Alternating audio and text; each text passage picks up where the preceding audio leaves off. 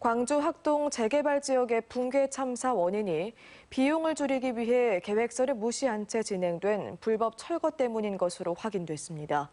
경찰은 시공사인 현대산업개발이 불법 철거를 알고도 묵인한 증거를 확보해 과태료 처분을 하기로 했습니다.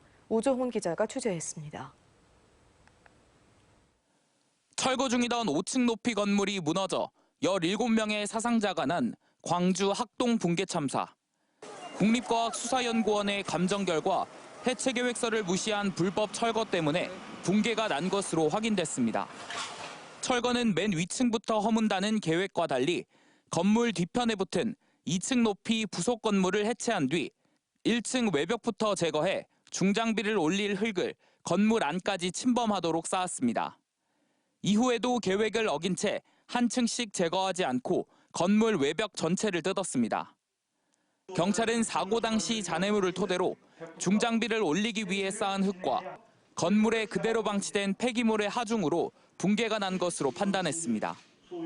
공사비를 줄이려고 작업 반경이 짧은 중장비를 동원하다 보니 건물 안으로 진입해 철거했던 것도 건물이 도로변으로 쓰러지도록 만든 원인으로 지목됐습니다.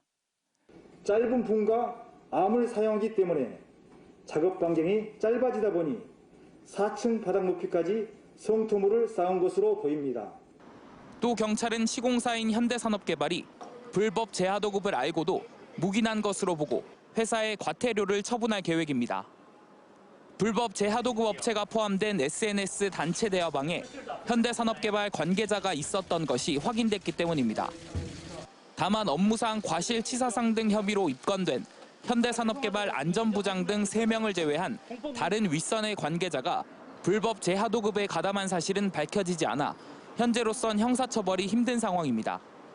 원청 업체에 대해서는 불법 하도급 사실을 인지하고도 이를 묵인한 것으로 판단하고 관할 행정관청에 건설산업기본법 위반 혐의 사실을 통보하였습니다. 참사 발생 50일 만에 붕괴 원인이 밝혀진 가운데 재개발조합 관련 비리 등 의혹에 대한 수사도 속도를 낼 수 있을지 결과가 주목됩니다. MBC 뉴스 우종훈입니다.